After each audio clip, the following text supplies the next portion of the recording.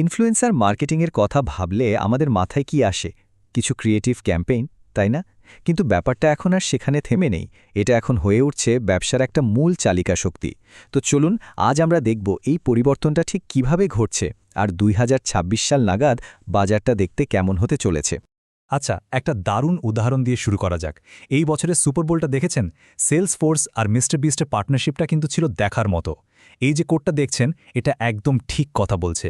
ব্র্যান্ডগুলো এখন আর শুধু ক্রিয়েটারদের মুখটা ব্যবহার করছে না, না, তারা তাদের পুরো দুনিয়াটার উপর, মানে তাদের অডিয়েন্স, তাদের গল্প বলা স্টাইল, সবকিছুর উপর বাজি ধরছে। ক্রিয়েটাররাই এখন ক্যাম্পেনের আসল হিরো।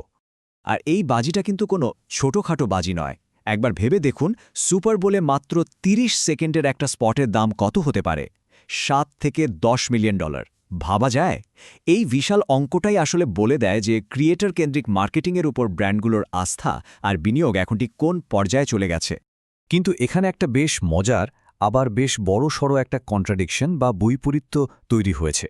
একদিকে যেমন বাজেট বাড়ছে রকেটের গতিতে, তেমনি অন্যদিকে রিটার্ন অন ইনভেস্টমেন্ট মানে লাভের হিসাবটাও চাওয়া হচ্ছে প্রায় সঙ্গে সঙ্গেই। এই যে টানাটানি, একদিকে বিপুল বাজেট আর অন্যদিকে দ্রুত রিটার্নের চাপ, এটাই এখনকার ইনফ্লুয়েন্সের মার্কেটিং দুনিয়ার সবচেয়ে বড় চালিকা শক্তি। আর এটা শুধু মুখের কথা নয়, ডেটাও কিন্তু একই গল্প বলছে। দেখুন, প্রায় ৩/৪ মার্কেটার মানে ৭২%রও বেশি তাদের ইনফ্লুয়েন্সার মার্কেটিং বাজেট ৫০%রও বেশি বাড়াতে চাইছে। এটা কিন্তু সাধারণ কোনো বৃদ্ধি নয়, রীতিমতো একটা লাভ। কিন্তু এখানেই তো মজাটা। একদিকে বাজেট এত বাড়ছে, কিন্তু অন্যদিকে ধৈর্যটা একদম কমে আসছে। প্রায় অর্ধেক ব্র্যান্ড মানে ৪৮% মতো আশা করছে যে তাদের বিনিয়োগের ফল ২ সপ্তাহেরও কম সময় চলে আসবে। এই যে একটা অদ্ভুত পরিস্থিতি, একদিকে বিশাল বিনিয়োগ আর অন্যদিকে প্রায় সঙ্গে সঙ্গে ফলাফল পাওয়ার চাপ, এটাই এখন ইন্ডাস্ট্রির সামনে সবচেয়ে বড় চ্যালেঞ্জ। তো এই চ্যালেঞ্জটা সামলাচ্ছে কি করে মার্কেট? সমাধানটা হলো পুরো বিষয়টাকে দেখার দৃষ্টিভঙ্গিটাই বদলে ফেলা। ইনফ্লুয়েন্সার মার্কেটিংকে আর শুধু একটা ক্রিয়েটিভ কাজ হিসেবে দেখা হচ্ছে না, বরং এটাকে দেখা হচ্ছে একটা অপারেটিং সিস্টেম হিসেবে, মানে একটা গোছানো পরিমাপযোগ্য সিস্টেম। এখন প্রশ্ন হলো, এই অপারেটিং সিস্টেম জিনিসটা আসলে কি? সহজ করে বললে এটা হলো একটা সেট করা নিয়ম বা ওয়ার্কফ্লো। মানে ক্রিয়েটর খুঁজে বের করা থেকে শুরু করে তাদের কাজটা কতটা সফল হলো সেটা মাপা পর্যন্ত পুরো প্রক্রিয়াটা একটা সিস্টেমের মধ্যে ফেলে দেওয়া। এটা আর একটার পর একটা বিচ্ছিন্ন ক্যাম্পেইন চালানো নয়, বরং এটা হলো একটা শক্তিশালী ইঞ্জিন তৈরি করার মতো, যেটা ব্যবসাকে লাগাতারভাবে এগিয়ে নিয়ে যাবে। চলুন দেখি এই সিস্টেমটা বাস্তবে কাজ করে কিভাবে। একটা দারুণ উদাহরণ হলো ক্রিয়েটরদের যাচাই করার নতুন প্রক্রিয়াটা। দেখুন, এখন কিন্তু আর শুধু কে বেশি জনপ্রিয় সেটা দেখে ক্রিয়েটর খোঁজা হয় না, না, এখন পুরো খেলাটাই শুরু হয় স্ট্র্যাটেজি দিয়ে। প্রথম প্রশ্নটাই হলো, এই ক্যাম্পেইনের আসল লক্ষ্যটা কি? সেখান থেকেই বাকি পথটা ঠিক করা হয়। তো এই যে নতুন অপারেটিং সিস্টেমের কথা আমরা বলছি, এটা আসলে দাঁড়িয়ে আছে ৩টে মূল পিলারের ওপর। এই ৩টে জিনিসই পুরো আইডিয়াটাকে বাস্তবে সম্ভব করে তুলছে। কি সেই ৩টে জিনিস? প্ল্যাটফর্ম, ক্রিয়েটর আর অবশ্যই আর্টিফিশিয়াল ইন্টেলিজেন্স বা এআই। প্রথম পিলারটা হলো প্ল্যাটফর্ম। এখানে একটা বড় পরিবর্তন এসেছে। ব্র্যান্ডগুলো এখন আর সব জায়গায় একটু একটু করে টাকা না ঢেলে একটা প্ল্যাটফর্মের উপর বড় বাজি ধরছে, যাকে বলে ওয়ান প্ল্যাটফর্ম বেট। আর সেই বাজিটা বেশিরভাগ ক্ষেত্রে কোন প্ল্যাটফর্মের উপর লাগছে? ঠিক ধরেছেন, টিকটক। ডেটা বলছে প্রায় ৩১% ব্র্যান্ডই তাদের বিজনেসে গ্রোথের জন্য মূল ইঞ্জিন হিসেবে টিকটককেই বেছে নিচ্ছে। এরপর আসছে দ্বিতীয় পিলার, ক্রিয়েটর। এখানেও একটা ইন্টারেস্টিং শিফট দেখা যাচ্ছে। ব্র্যান্ডগুলো এখন মিলিয়ন মিলিয়ন ফলোয়ারওয়ালা বড় সেলিব্রিটিদের থেকে কিছুটা সরে এসে ন্যানো আর মাইক্রো ক্রিয়েটারদের দিকে ঝুঁকছে।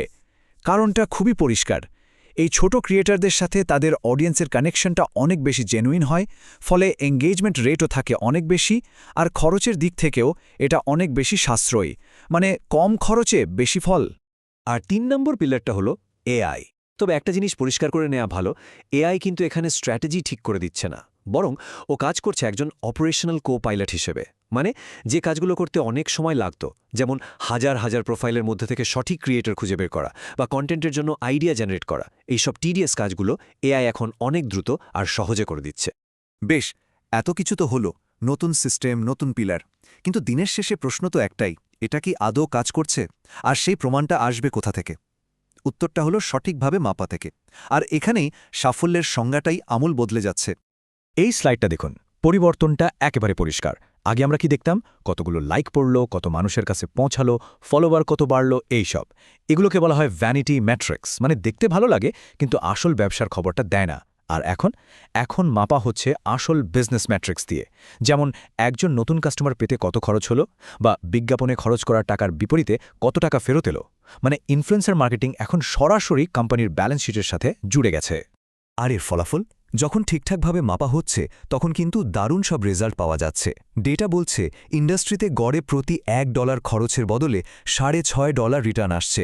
এমনকি হাই পারফর্মিং ক্যাম্পেইনগুলোতে এটা $20 বা তারও বেশি হতে পারে। এর থেকে বড় প্রমাণ আর কি হতে পারে যে এই নতুন সিস্টেমটা আসলেই কাজ করছে? তাহলে প্রশ্ন হল, এই পুরো ব্যাপারটা আমাদের কোথায় নিয়ে যাচ্ছে? এই যে একটা শক্তিশালী অপারেটিং সিস্টেম তৈরি হলো, এর উপর ভিত্তি করেই কিন্তু ভবিষ্যতের নতুন নতুন ট্রেন্ডগুলো জন্ম নিচ্ছে। আর এই ট্রেন্ডগুলোই আগামী দিনের বাজারকে নতুন করে সাজাবে। কী রকম ট্রেন্ড? যেমন ধরুন, ডিসেন্ট্রালাইজড সোশ্যাল মিডিয়া আসছে, যেখানে ডেটার কন্ট্রোল আবার সাধারণ মানুষের হাতেই ফিরে আসবে। আবার গ্র্যান্ডফ্লুয়েন্সারদের কথা ভাবুন, মানে বয়স্ক ইনফ্লুয়েন্সাররা, যারা একটা বিশাল মার্কেটকে টার্গেট করছে, যাদের কথা আগে কেউ ভাবতই না। এমনকি এআই দিয়ে তৈরি করা ভার্চুয়াল ইনফ্লুয়েন্সাররাও এখন রীতিমতো তারকা হয়ে উঠছে। তো শেষ করার আগে একটা প্রশ্ন রেখে যেতে চাই। ইনফ্লুয়েন্সার মার্কেটিং যতটাই সিস্টেম নির্ভর, ডেটা নির্ভর হয়ে উঠুক না কেন, এর একেবারে কেন্দ্রে কিন্তু একটা জিনিসই আছে যা অটোমেট করা যায় না। সেটা হলো মানুষের বিশ্বাস। এখন সবচেয়ে বড় চ্যালেঞ্জটা হবে এই নিখুঁত সিস্টেম আর মানুষের সেই খাঁটি সম্পর্কের মধ্যে ভারসাম্যটা কিভাবে রক্ষা করা যায়। এটাই হয়তো ভবিষ্যতের সবচেয়ে বড় প্রশ্ন।